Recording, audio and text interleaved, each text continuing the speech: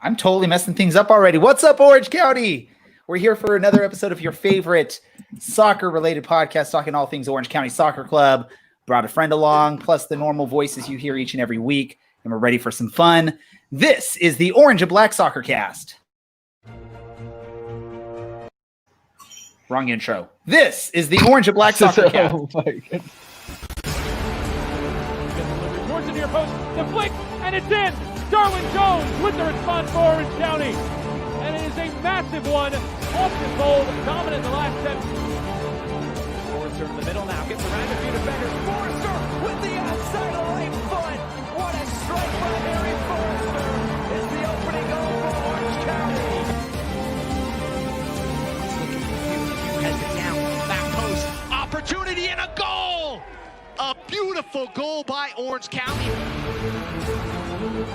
This is the Orange and Black Soccer Cast, the first and only podcast dedicated to Orange County Soccer Club, its fans, and supporters. Follow us on Twitter at OCSC_SoccerCast or on Facebook at Orange and Black Soccer Cast.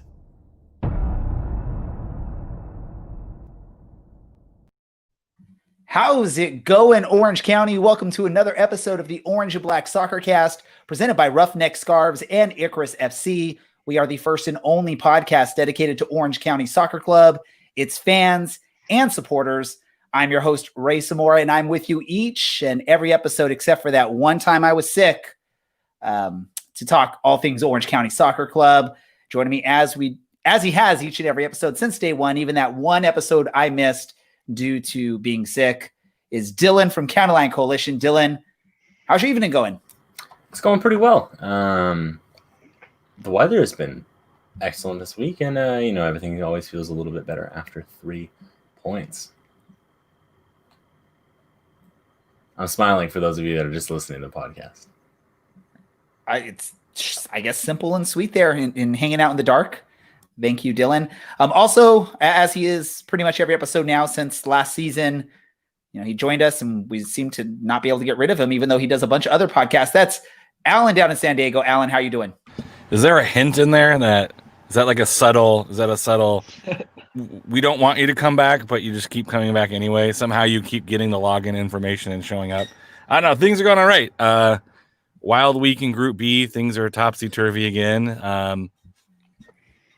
Things are fine. It's Tuesday, I think. I don't know. It feels like Thursday. This has been the longest week, and someone reminded me. I was like, man, this week's been forever. And they're like, it's Tuesday. I was like, how? Fine, it's Tuesday. That's how it's going. It's Tuesday, which is one of the best days because we get to talk soccer on Tuesdays. One last person to introduce before we get to a very special guest. He's been on the show multiple times. The noise man himself. His camera seems to be broken, so he's just got a rainbow streak down the middle. That's Cameron. Cameron, how you doing? Doing all right. I did take some enjoyment that you used the BBC countdown for the 30-second clock. I was listening to it. I'm saying, this is totally from BBC News. Well, way to call us out there. Now we're going to get in trouble for doing that, huh? So, sorry. That's what this guy does. He tries to ruin stuff, right? He brings in sound effects. He calls us out for stuff for our measly little podcast. We do have a special guest scheduled to join us. We're waiting for him to join on a stable connection here. So before we get to that, let's briefly talk about our special guest. Hopefully he'll make it on here. And that is the player that made his professional debut over the weekend, Francis Jacobs, the midfielder for Orange County Soccer Club. Let me go to you really quick, Dylan, as one of the people that's been following this club a little bit longer than at least myself and probably Alan. Maybe you and Cameron can battle it out for who's been following the team longer. What are your thoughts on Francis's debut? Well, I can tell he's in the green room and he's here, so I'll say nice things about him. But if you look at the difference between when we signed him last year, where he just looked like a young person, and you look at him now and he looks like a grown man. Hey, his debut, and there he is, the man himself, Francis Jacobs. Welcome to the Orange and Black Soccer Cast. Thank you. So I was just you joined in right in the middle of my question to Dylan. I was just asking him what his thoughts are on you making your professional debut. Let's go to you first and foremost, I guess, after Dylan's given his sort of semi answer there. I don't know if you really answered it, but what was it like? I know you didn't get a lot of time on the pitch there for that match, but what's it like the very first time you're sitting there on the sideline waiting for your number to be shown, waiting to run onto the pitch? What was that moment like for those of us that are never going to be professional soccer players? Yeah, no, it was really exciting. Just been waiting for a while, but it felt good to get out there, even though it was for like a short amount of time. So it's been a while. I know a lot of fans have probably been like anxiously awaiting your chance to show what you can do on the pitch. Being the youngest ever U.S. soccer signing is quite an accomplishment. What has the wait been like for you? What's it been like in practice? Have you been getting that itch that you want to get out there and you're trying to do everything you can to get out there? Or have you been maybe sat down by the coaching staff and some of the veterans and say, you'll get your time, just put in the work? Yeah, more of like that, to be honest, just like keep training. Oops. Yeah, more of like that, just like keep training and stuff like that. And a lot of like the veteran guys just saying like keep working hard, and the coaches like saying pretty similar stuff. So just being kind of waiting and training, and I've been on the bench a lot this season, but just like kind of seeing what the games are like and getting like experience from that, which is like pretty good. Who's been the biggest help for you so far in learning how to be a professional soccer player on the club? I would say like a lot of people, to be honest. A lot of the veteran guys like Rob, Orozco, Quinny, a bunch of those guys. And obviously like a lot of the coaches too, like Didier, who's like the like young talent coach kind of. So he works with me a lot with like film and like just individual stuff. So, I mean, there's like a lot of people, to be honest, but they like usually just say like a lot of the same thing, like just you'll get your chance and stuff like that, which is it's good, to be honest. Yeah, and when you came to Orange County, there was a lot of like hoopla made over, again, you're the youngest signing in U.S. soccer history, that you pretty much had your pick of where you potentially would want to go as a professional, and you chose to stay local here in Orange County. How much did, staying local play a part in you being here? And if you wouldn't have stayed with Orange County, is there another club you were potentially thinking about or interested in joining? Yeah, I think I chose Orange County just because it's like close to home. I live in Laguna Beach, which is like 15 minutes away. And I feel like if I went to an MLS team, I probably wasn't guaranteed to play with the first team yet. And with like OC, I was guaranteed to like train with the first team every day. So I thought that was like one of the main reasons why I kind of chose to stay local instead of going to maybe an MLS club. Let me ask you about your experience in the offseason participating with Rangers was it in Qatar, I believe is where that tournament was. What was your experience like getting some playing time with their youth squad, and how did that prepare you to come into this season looking to potentially get some minutes? Yeah, it was really good experience because they're just so like passionate for the game over there, and you get to experience like firsthand how like professional it is. So it was like a really good experience, just like first being in the Qatar, which was like an eye opener, and just like being with Rangers, which was an also really cool experience. Francis, how have you taken with some of the, obviously you're not the only teenager, you are the youngest player on this team and the youngest American to ever sign a pro contract in the U.S., but how have you taken with some of the younger guys on the team? Cammy and, well, he was here for a little bit, Matt Shields, as well as guys like Danny Chrysostimo as well. Yeah, obviously like Kobe, who's like 16, and then Cammy and Dan, who are, I think Dan's like 19 and Cammy's 20, and then Aaron, who's like 18. Yeah, it's really good like having them there too, just because like I feel like they can kind of push you more just knowing that like there's like other competition on the team and stuff like that. But also just like being around like not always older people, just like it's like good to just like hang out with people like near your age, I feel like, just because like they understand like a lot what like you're going through kind of with like the pressure and stuff like that. But it's cool, and they're all really like chill and nice. So you mentioned kind of this camaraderie you have with the younger players. Is there kind of a balance between being a professional and like being still, I want to say a kid, but being young? And what advice would you have for people who want to follow in your footsteps, knowing that, you're getting this professional experience at such a young age? What have you learned that you would depart to someone who's maybe looking to get into making that leap to it from, youth club to professional soccer? Yeah, I would say that the most important thing to remember is just like always have like confidence in your like ability, and even if you don't get like the opportunity like right away, it'll come eventually. So just keep like training hard, and yeah, you'll eventually get your opportunity somewhere. And Francis, and you're a youngin, 15 years old, but how is it like, still being professional, still being a teenager, but especially during coronavirus? I know like sometimes you won't be able to like see your friends that often due to like protocols, being inside the bubble. Like, how have you adjusted? Like not just like seeing like this like your peers on the team, but also like just peers in your everyday life growing up in Laguna Beach. Like obviously it's been like since like the coronavirus happened, it's obviously you can't see like your close friends like as much as you can like when corona wasn't a thing, but like I've just gotten like more close with like my like teammates, just because like that's who like you can only really see during this time.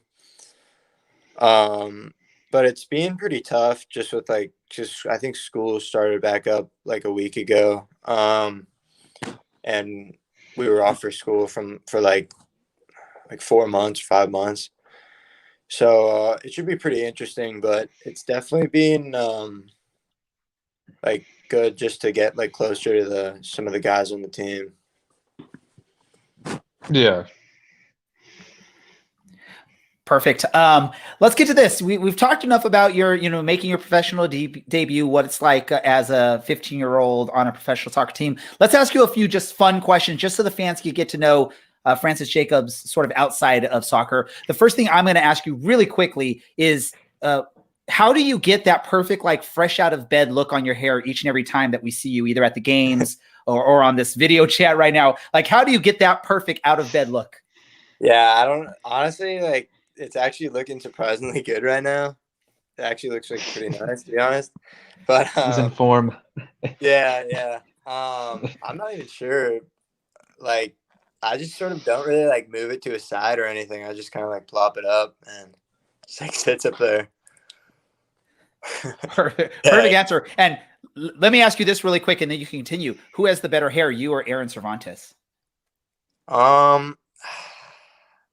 Aaron's a good guy, but I would say I have the better hair, to be honest. We'll take that. Yeah. Let's call him really quick. We got to get him on. Get him on here really quick. Get a debate going on. We won't tell him before training, so no one knows what's going on. Yeah. And let me ask you this really quick. Who's the first player you watched, the first soccer player you watched that made you say, I want to be like that guy when I grow up? Or if you can't think of the first one, just one of the first ones you can remember. Yeah. I mean, I'm like a Chelsea fan, so like. Oh, that's terrible. I would say like Drogba, just because like I remember when he won the Champions League for Chelsea, and like, but like also like just watching like Messi just like makes you like just want to like play the game. So Yeah. That'd be a pretty cool mix if we can get your future a mix of like Drogba and Messi out there, the scoring and passing and dribbling abilities all meshed together. That'd be pretty darn cool there. Yeah. Dylan, you have a question, a sort of fun question for Francis, really quick? No, I don't have. No, that's like a Cameron thing or an Allen thing. We haven't asked him his favorite vegetable yet. Oh my God! Yeah, France. We haven't asked. Yeah, I didn't eat vegetables, but what is your favorite vegetable? How do you prepare it? Yeah, it's probably just like carrots, to be honest, just like out of the box. Oh, that's just like Richard Chaplow. All right. Oh, really? Yeah, that's his go-to. Yes, Chaplow eats the raw carrots too. Alan, do you have one more question that you have for Francis? How does it feel to have never lost a duel in your professional career? Yeah, no, it feels pretty good. Feel confident about it. Yeah, it's I guess it's a cool thing to say, but you can go tell Quinny that, like, hey, I've never lost a duel in my professional career, buddy. So you got to step up your game. Who are you? Yeah. Oh, that'll be a good one. Let me ask you this. What's the future hold for Francis Jacobs? Like, what is your ultimate goal? And what would be your dream scenario? Like if this team came knocking at your door saying, hey, we want you to come play for us, you're going to be a star, what would be that dream for you? I mean, obviously it would be like really cool to go to Rangers, but I think like the best team would be like Barcelona. Like one of those teams, like Barcelona or Real Madrid, just because like I think they're like the peak teams, and like every young player like wants to play for like either one of those. But I think like realistically, like my goal would definitely be to go to Europe in like the next year. I think that's an amazing goal for any young soccer player. I mean, nothing against American soccer, but if you're going to try and get to the top of your career as a soccer player, you have to make some noise out there in Europe. And hey, you can't beat those teams in Spain because the weather is similar to what we have here in Southern California, and they're treated really well out there. Some of those players on some of those teams, so be an awesome. If we could, and the cool thing is, if we could see you one day in one of those jerseys out there in Europe, we're gonna look back to the day, and be like, "Hey, he got to start right here in Orange County." So you'll get that good feelings there all around. And then let me ask you one last question, and I'll let you go. Your career is, come to its end. You're now in your, mid to late 30s. If you have this amazing career, do you ever see yourself coming back and finishing up here, maybe in Orange County, if the club's still around? Yeah, that would probably be my goal, to be honest, just because it would be like perfect if I started here and potentially I ended here, and just like being back at home, like similar to what Michael Rocco did. Perfect. And I'm sorry, I know I said one last, but let me ask one more thing, because I'm going to be going down to Laguna Beach this weekend. What's the best beach to go? Where should I head out? I mean, it's like different who you ask, to be honest, but I would say that's a tough one, to be honest. I would say Table Rock. Perfect. All right, ladies and gentlemen, that is 15-year-old midfielder for your Orange County Soccer Club, Francis Jacobs.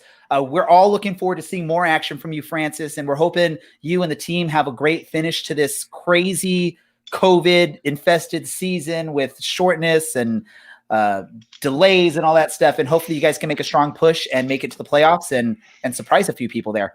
Yeah, thank you. I really appreciate it. Thank you. Perfect. Thank you very much, Francis, for taking some time to join us. You have yourself a great time in training, and best of luck to you guys in the coming matches. Ladies and gentlemen, that's Francis Jacobs. Thank you. Thank you so much. Alan, let me get to you really quick. Francis, well, let me just say this really quick, right? We've had multiple players from this team come and join us for interviews. You could tell some of them maybe aren't too comfortable with interviews, and some of them just sound like professionals. Francis actually it's one of those things you come in with a new interview person or someone you're interviewing for the first time and not knowing what to expect. Francis was a pretty good interview, right? Yeah, I think Dylan put in the chat of he sounds like a beach kid. You can tell that he's being coached up, not just on the pitch, but how to handle himself as a professional off the pitch. And I think that's something important that Orange County is doing a good job with their younger players. It's not just, hey, you got to be a good player, but you have to market yourself. You have to be able to sell yourself as a person and as an athlete. And part of that is selling yourself in interviews and having personality and being willing to, enjoy interviews. I work with young students every day, and there's some kids that you can tell are just outgoing and some kids who just hate talking to people. And Francis handled himself very well. And I am excited to see kind of where he ends up over the next year or two. Obviously we haven't seen him in a game, but if he plays as composed as he does, as he interviews, that's a good sign. It seems like he can handle some stress well. So we did see him in a game. Now, yeah, we sort of counted it was for about 50 to 55 seconds of game time. He's got a real nice jog. Him in a game. He's got a real nice jog. Look at that jog. That's a nice. That's a quality on-field jog. Look at that back posture. If you're not watching our live feed on YouTube, Facebook, Periscope, wherever we stream that, you missed out. We had sort of a clip of Francis running onto the pitch there. So that's what we were referring to. And then one last thing I want to ask you, Alan. He set you up perfectly as a Liverpool fan when he said his team is Chelsea after what happened this past weekend. Very polite of you to not sort of bring up Liverpool in that match. He's a kid. I mean, come on. You got to be a little bit. He's a guest. That's unprofessional and maybe even illegal. Right? Like, isn't that child abuse at this point? Like, I said it was terrible right off the bat. I was like, oh god, it's terrible. That's straight up like that's a natural reaction. Let me ask you guys really quick, then we'll move on to talking about the match against Las Vegas, the full match and not just the last 50 seconds of it. Francis mentioned his goal is to get to Europe. And it sounds like he wants to get there rather quickly and make a name for himself out there. What are you thinking? Let's maybe get into some predictions here. What are you thinking his chance of having a really great career out there in Europe is? I know we haven't got to see much of him, but we know he's got the talent. We've seen a few things from him in like preseason matches or friendlies or the tournament with Rangers. What do you think, Dylan? Does he have a shot of being able to make it to Barcelona or Real Madrid one day? I will put this nicely. I don't think he has a chance of making it to Barcelona because he won't be a La Masia graduate. But I think we've obviously seen the talent, and so has everyone at the club.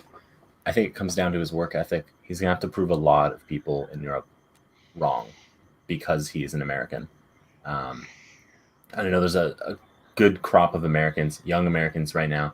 Not the David Bowie song, but that is now stuck in my head. But there's a good crop of young Americans, Weston McKennie, Tyler Adams, Serginho Dest, the ginger kid at Werder Bremen. Josh Sargent. Thank you. Couldn't remember his name.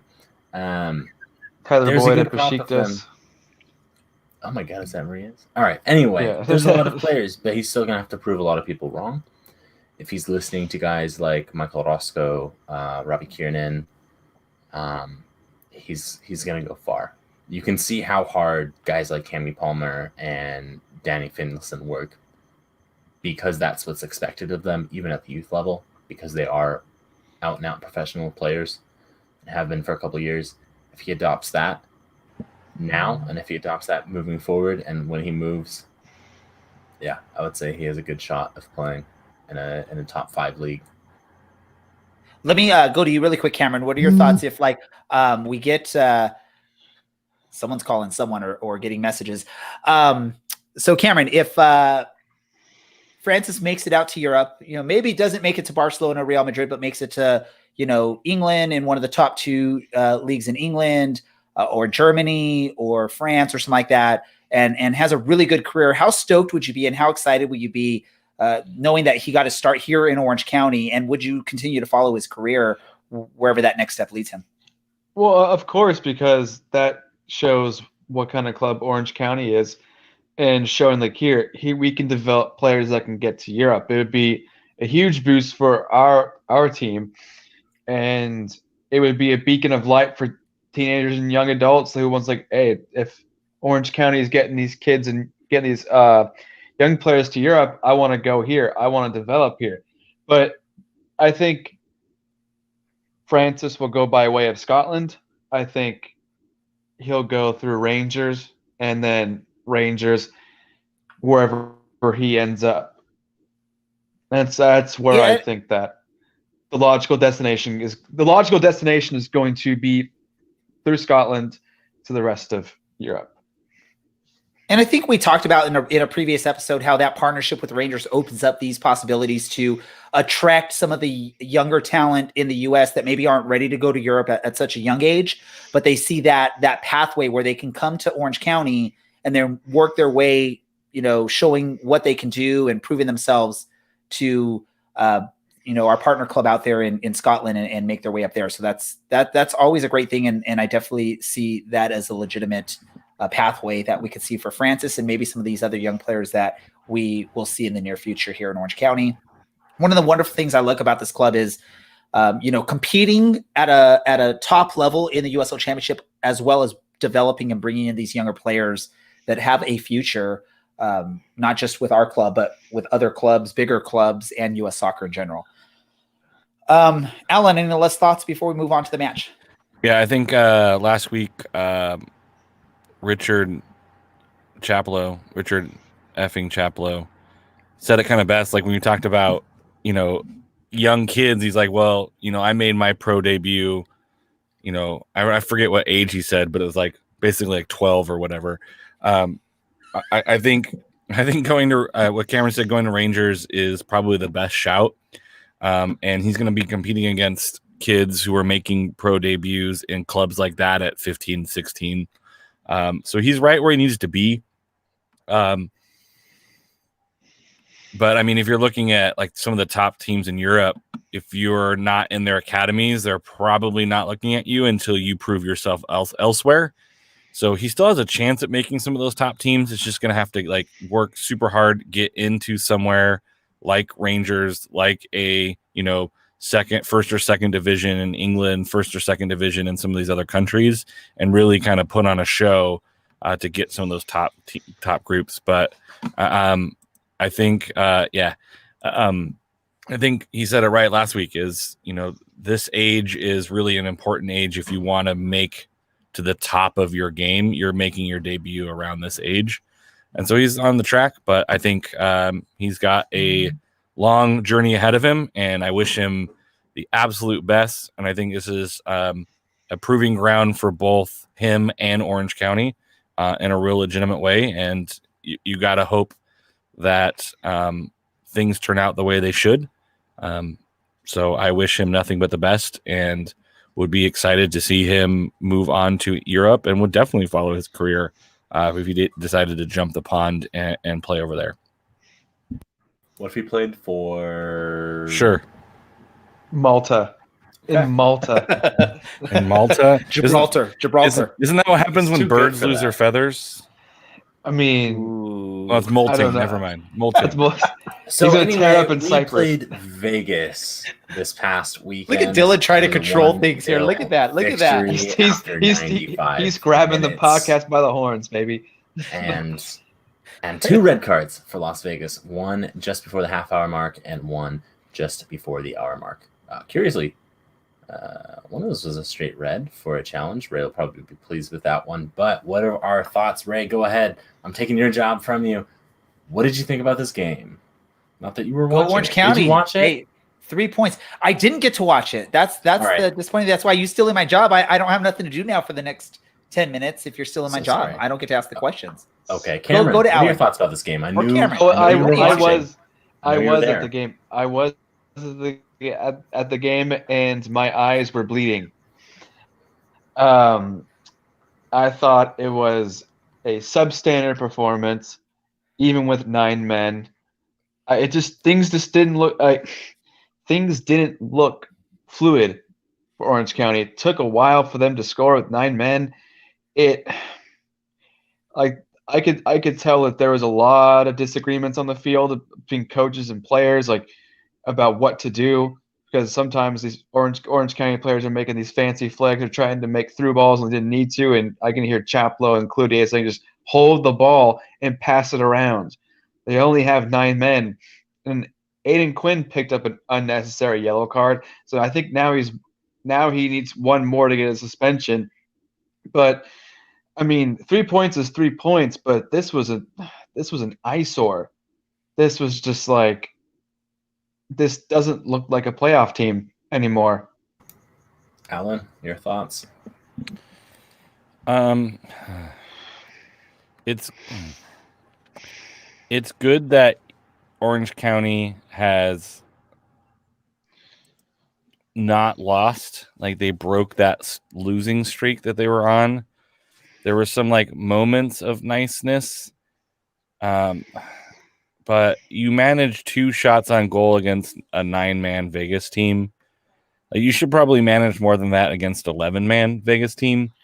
Now, to be fair, anytime you're up against 10 men, they're obviously going to be way more defensive. And it's kind of a misnomer. Like, oh, you're up a man, you should totally destroy them. It's like, I mean, they're going to sit in much deeper and defend more. But when you have 30 minutes of 11 on 9, you need to generate some more shots, especially shots on target. Because I think when it boils down to it, like, yeah, it's a win, and yeah, you're still in playoff hopes, and you have the second best chance of making the second spot in Group B. But holy cow, you are really living dangerously when it comes down to goal differential. Like, you might end up with the same amount of wins LA, and now it's down to goal differential, and you score 1 goal when you're up 2 men. Like, you need to do better. Like, even if they had like 20 shots and 10 were on target and there's some great saves and you're putting them on and it's great, like, that would be one thing. But I mean, 8 shots total, 2 on target with 68% possession. You only have 2 corner kicks. Like, at some point you have to score more than 1 goal. You have to. You're not going to go into Phoenix and beat Phoenix scoring 1 goal. That's where Orange County's at right now. 13 games, 13 goals.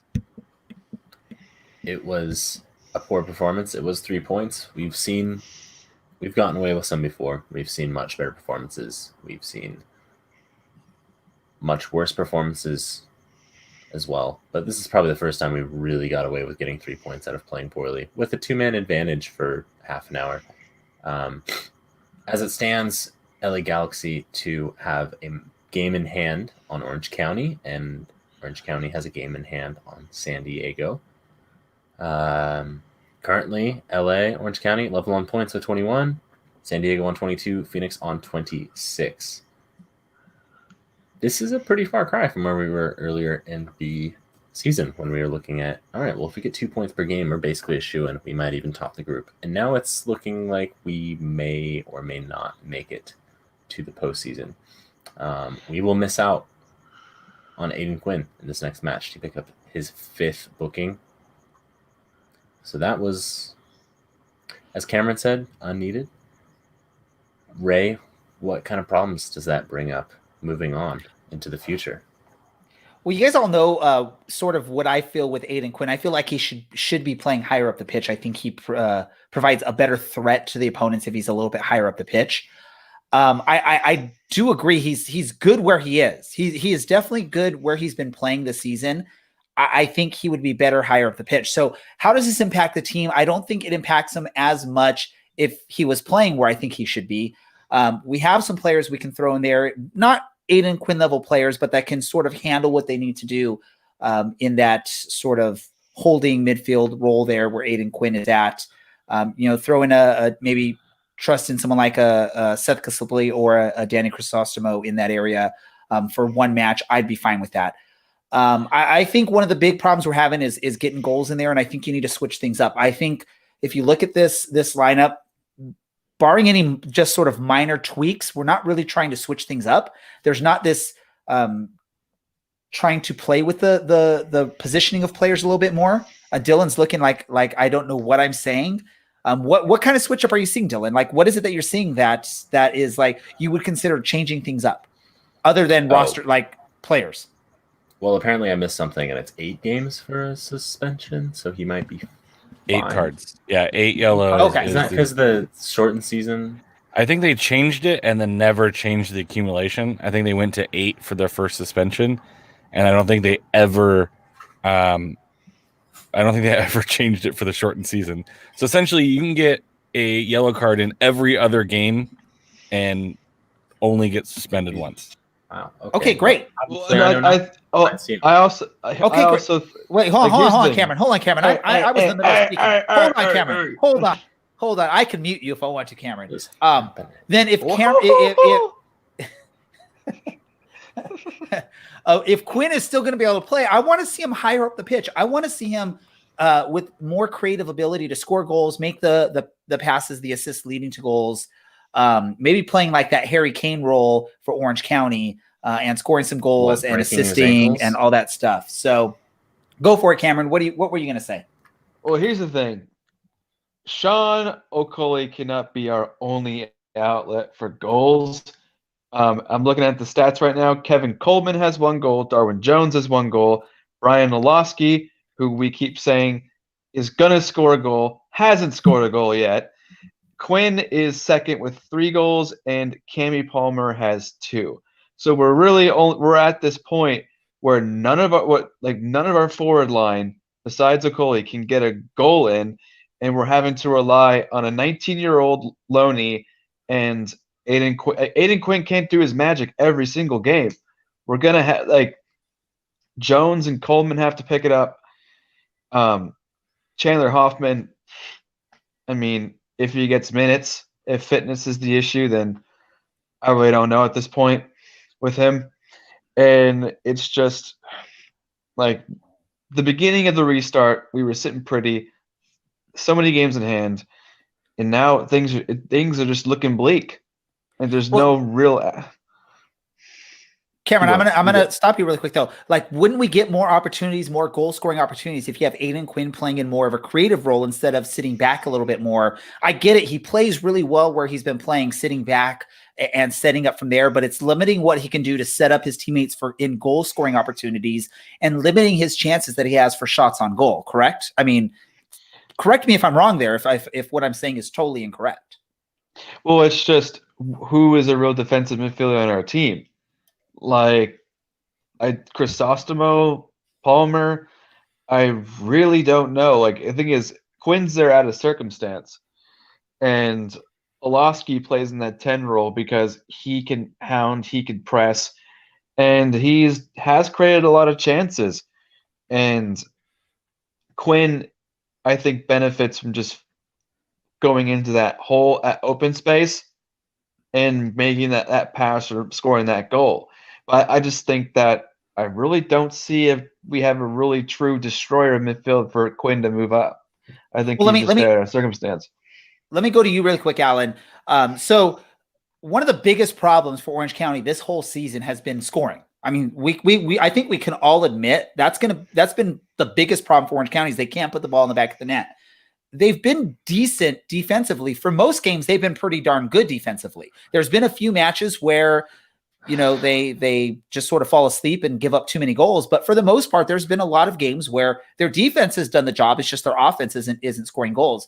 At some point, especially when we're looking at this tight race now in Group B, you have to look at it and say, hey, we need goals. We need to score goals if we're going to be able to make the playoffs. When do we get to that point where we need to now just push some players up the pitch and try and score some goals now and trust that our defense can at least let in one less goal than our offense can score? Yeah, I think this is probably where the coaching staff is trying to balance the team out. I mean, you have 13 goals, but you have the best defensive record in, Group B, letting in 12. You have the second best defensive record in the West behind San Antonio at 11. So, yeah, the defense has been holding steady. But again, when you're going to go up against Reno, who scored 38 goals this year, Phoenix Rising, who scored 38 goals this year, San Antonio, who scored 29 goals this year, you can't rely on shutting teams out to get a result. I think you need to look at, if we're going to let in a goal a game, in order to win, you have to score more than a goal a game. So I do think maybe there needs to be some looking at who is going to play in that more attacking role and who can be successful. And maybe it's just players aren't connecting well to each other. Like Aiden Quinn's top 10 in the league in passing, like 771 passes this season, or 7th in the league. Like, he is doing the job that he's been asked to do. He's been distributor. He's passing the ball a lot. He's kind of your quarterback, if you will. And moving him up the pitch, you lose that quarterback. You lose that first line of offensive firepower. And some of the times, like some of the goals are literally Aiden Quinn from 30 yards from his own goal, putting a beautiful pass all the way over the top for a goalie to run onto. One of the goals against Phoenix, I think, was like that. So it's like, yeah, you want to see him come up, and he stepped up the second goal against San Diego when Orange County won. He was right there at the edge of the box. So I think he is making his way up, but you definitely need someone like a Seth Kasipli. I think that box-to-box kind of guy, you're missing that guy, and he's probably not living up to the potential that he could have been. And now you're relying on Olaski, who seems to be not panning out either. He's a great talent, but maybe instead of him taking the free kick, Aiden Quinn takes that free kick. I'm sure the coaching staff is very much like us, of like, you look on paper, it's like the talent's there, the players are there, they should all work together, but something's not working, and it might be something intangible that you might not be able to fix. You just have to kind of work around. And they've tried different formations. They're in a 4-2-2-2. Like, they're trying some stuff out, and nothing seems to be working. So let me go to you really quick, Dylan, and you can answer whatever you're going to say right here. But I want you to answer this question too. Can Orange County make the playoffs if they're only scoring 1 goal a game?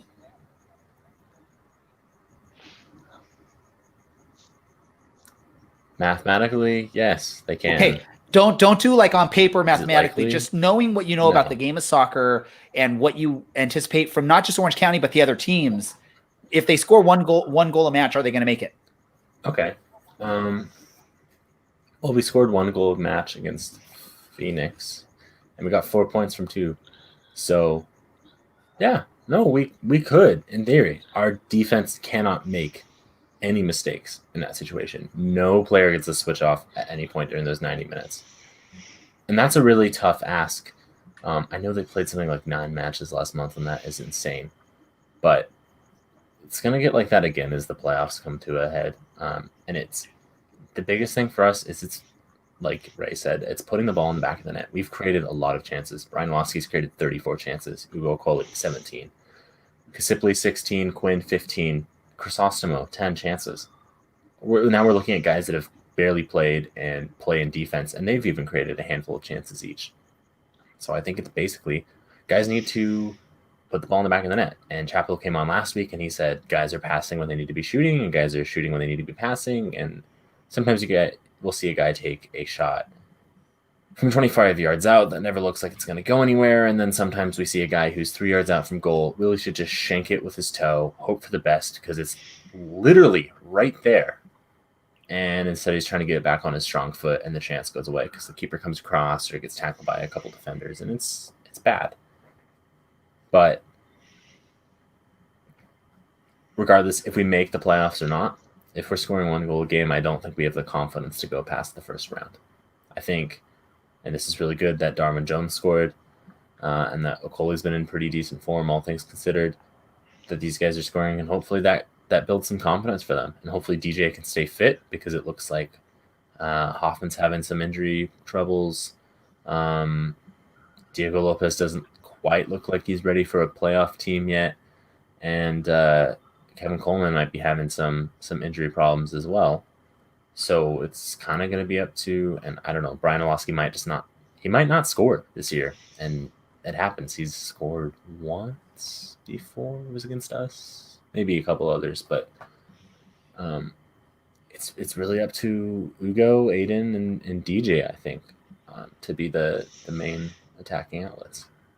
So let's move ahead then. If this is going to happen, it's going to have to happen rather quickly. There's only 3 matches left of Group B action for Orange County, and they are not sitting in the driver's seat, right? I believe they could win out and still miss the playoffs, correct? Or no? Am I wrong? I'm going to go to one of you. Yes, because if LA2, if Los Dos won everything, and they also won out. Well, that would be impossible. That would be impossible because Orange County and LA play each other. Oh, now so they're maybe I guess weird. So Alan can take over. Alan, take it. Go for Max it. points. LA can get to 33. Orange County can get to 30. San Diego can get to 28. Phoenix can get Orange to 35. County is in the driver's seat then is what we're saying, because if they can beat LA and win out, then they'd be fine. They beat LA and they end up with the same amount of points. I think their goal differential is slightly better, and this is where that goal differential is going to play into might play out. Like if LA has 4 games remaining, Orange County has 3 games remaining. So if Orange County wins all of their matches, they'll get to 30 points. Which means LA would get to 30 points as well. But LA might be able to have more wins. That's the first tiebreaker. So you have to hope LA doesn't get as many wins. So essentially, if Orange County gets to 30, LA gets to 30. I think LA has 9 wins versus Orange County's 8. This is all FUBAR. Let me ask this though really quick. So if LA wins 3 of their final 4, the only one they lose is Orange County, then okay, yeah, I see what you're saying then. Okay, that makes sense. There is a way that 3 teams can end up on 28 points with 8 wins.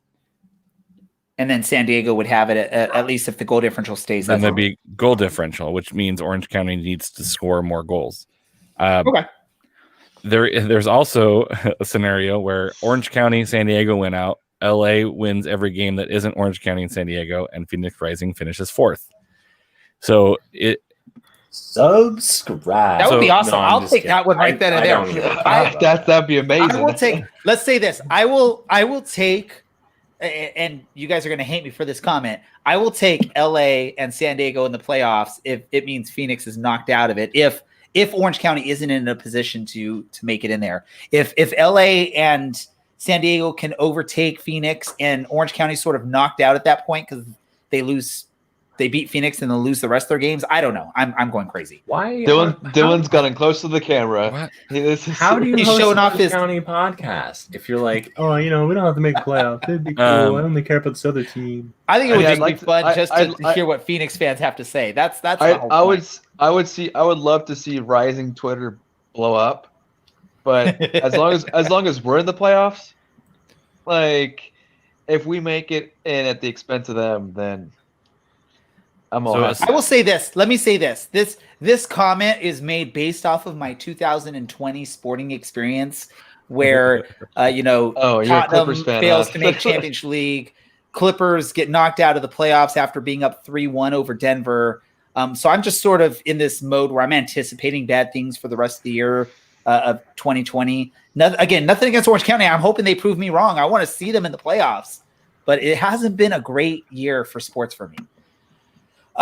Pick Phoenix teams. Coming up. Phoenix is coming up for Orange County. Orange County has to travel to Phoenix for this. Yep. What does Phoenix have to? I mean, what is LA? What are we then? Now you're a Phoenix fan. What does Phoenix have to do to lose this match? Concede 3 goals to a Rubin hat trick in the first. Oh, I'm sorry. I should go to Alan for this. I should go for Alan because he's got the most recent blueprint on how to beat Phoenix, right? So what can Orange County learn from that San Diego win against Phoenix to come away similar? This has been Phoenix's Achilles heel all year, is that their back line is not as dominant as their front 6. And if you look at all 3 goals from San Diego against Phoenix, they're all defensive blunders, not blunders, but defensive errors. They're mistakes that the defense makes that allows a San Diego player to make a play on goal that they probably shouldn't. Rick Schantz breaks it down and basically says, all 3 goals are defensive mistakes. And I think that's where you can beat a Phoenix Rising team is, yes, their offense is amazing and everyone focuses on how many goals they score and how great they are offensively.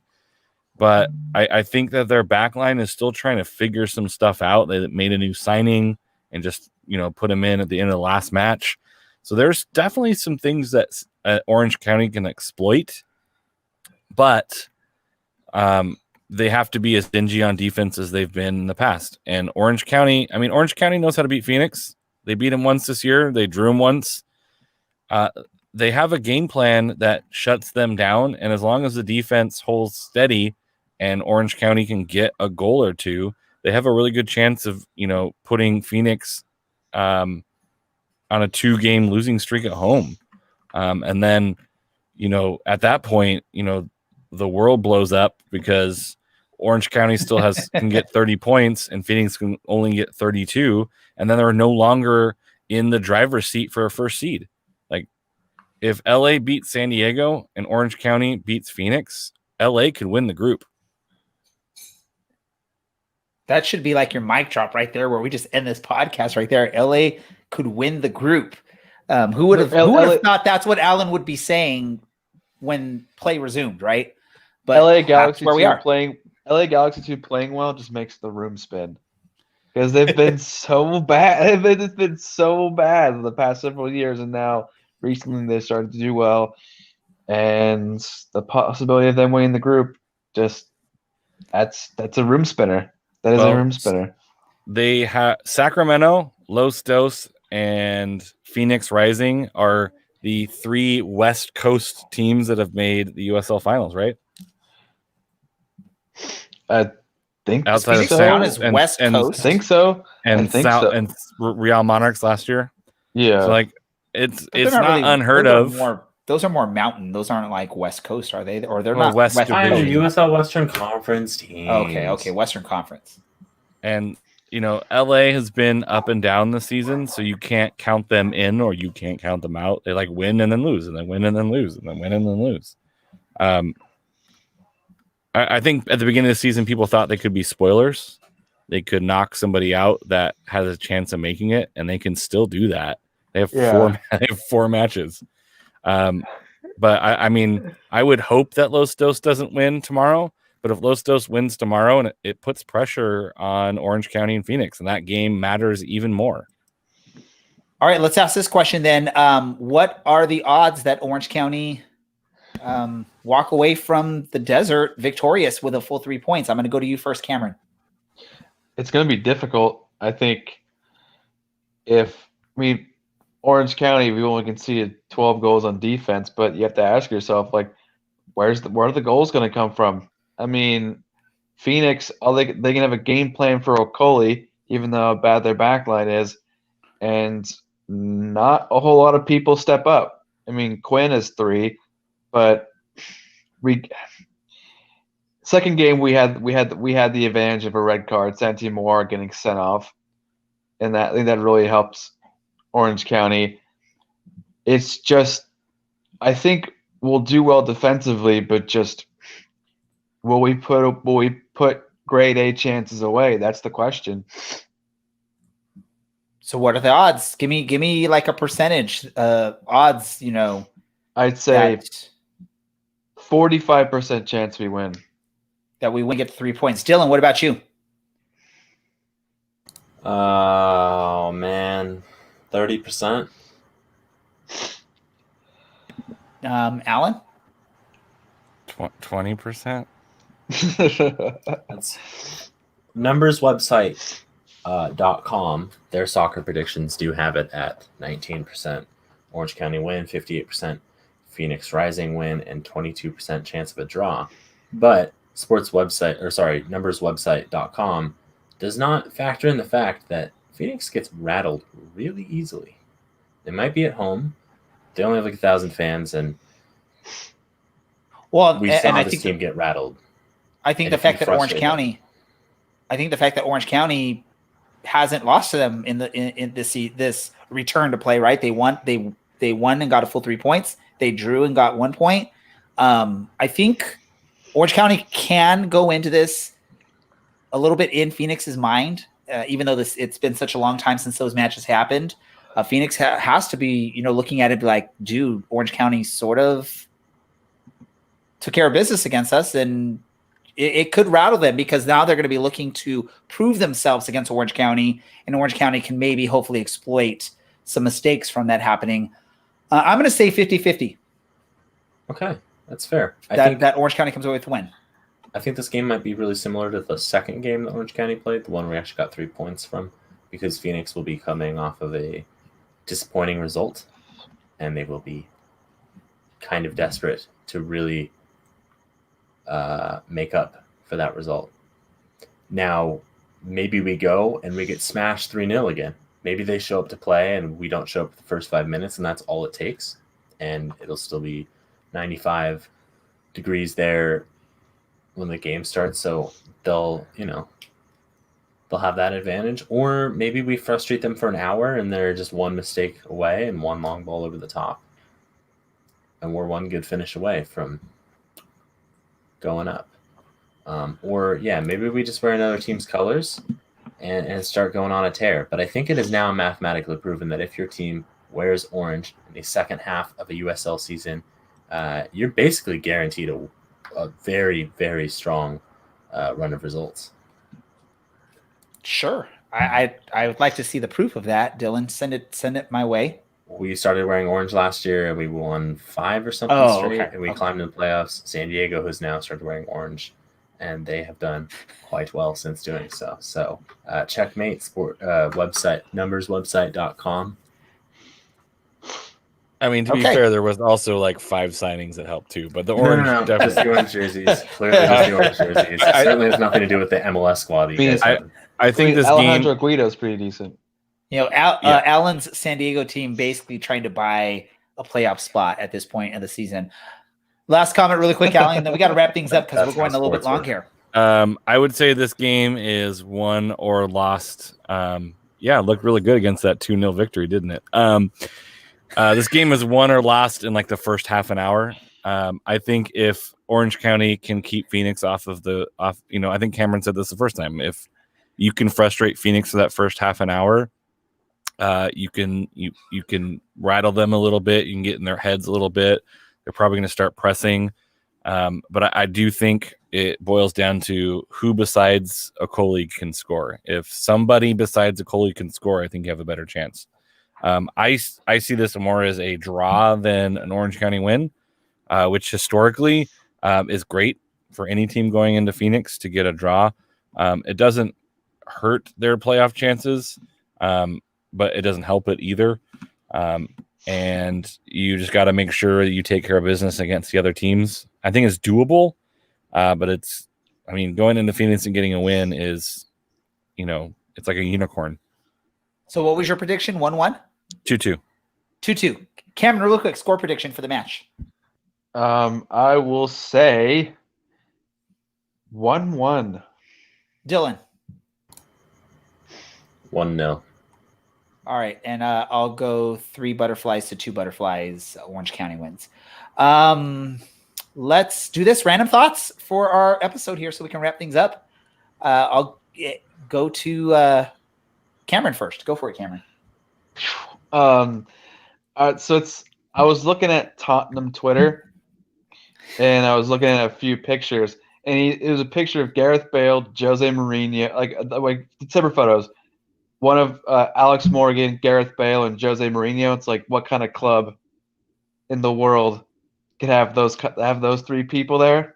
Now it's like this team has so much sauce. Like, I don't know. It's like something Tottenham fans wouldn't see ever. Is like now in reality. I just want to know: is it barbecue sauce, teriyaki sauce? Worcester sauce? Dylan, go for it. Today is National Voter Registration Day. If you are not yet registered to vote, and you can vote, you should go ahead and do so. You can find that link on our Twitter account or at vote.org. It takes 2 minutes to register to vote. It is important, maybe not at the federal level per se, because we are a pretty blue state, but the down ballot stuff is very, very important, and you should take the time to research those down ballot candidates and figure out who best represents you or best represents your community. I feel like I had another one that was going to go along. Vote for Dylan for. Don't vote for me. Vote for people that are actually, don't for, maybe it doesn't represent you, but it represents the best needs of your community, or people who are less fortunate than you, and you should maybe take that into account because we are at a crossroads in this country's existence. Alan, what do you got? See you at the crossroads. I have a literature recommendation. Whoa! It's not safe for children, so children, not safe for you. But I recommend reading the comic Preacher. It is a very, it's slightly dark and twisted, but also very fun. It's also a TV show, but it's different than the comic. So read the comic. It's called Preacher. Just finished that up a couple weeks ago. I thoroughly enjoyed it. So that is my literature recommendation, and it has tons of pictures. So, hey, even better. So for people like me, I might actually enjoy it, right? Random thought for me is don't call out your opponent or your competition on social media unless you're willing or you're ready to prove that you can do things better. I'm referring to Microsoft calling out Sony over Sony's pre-orders for the PS5 that were just such a cluster mess. And then today, Xbox, because they said they were going to do such a better job, their pre-orders ended up being such a cluster mess, as well as different retailers' websites were crashing all morning long. As I was trying to pre-order my next Xbox, I went to like 4 different vendors to try and do so, and then circled back to one of my original vendors and finally was able to somehow magically make it happen. But I major non-props to Microsoft because they called out Sony on how much of a mess their pre-orders were and then dropped the ball when theirs came out. So that is my random thought. Oh, yeah. And come on, you Spurs with Gareth Bale back. That's going to be an amazing season there. Alan, get ready. Get your script ready because I'm going to do our wrap up here, and then I'm going to head it to you. So I just want to give you the 1 minute warning there. I want to say thank you to our guest today, Francis Jacobs from Orange County Soccer Club, joining us. We've definitely been wanting to speak with him for the last, I don't know, since he was announced, and we finally got a chance to get him on the show, and he was an awesome interview. Also, thanks to Cameron from a mouthful of history for joining us and not being too noisy with background stuff as we were going through this show. As always, Dylan and Alan, it's awesome talking Orange County Soccer Club with you guys. And Alan, go ahead and let people know about some amazing products they can find on the interwebs. First of all, Chad, still love you. Thanks to our sponsor, Roughneck Scarves, the official scarf supplier of the MLS, USL, and US Soccer. Get your custom scarves for your group or team at roughneckscarves.com. Are you tired of the same old cookie cutter templates from Nike and Adidas? Are you looking for a unique, completely custom kit for your youth club, Sunday League squad, adult, or even pro team? Icarus FC can help you create the kit of your dreams at an affordable price. Let them help you design your new custom kit today at IcarusFC.com. That's Icarus, not Icarus, but IcarusFC.com. All right, ladies and gentlemen, this has been the Orange and Black Soccer Cast, and we are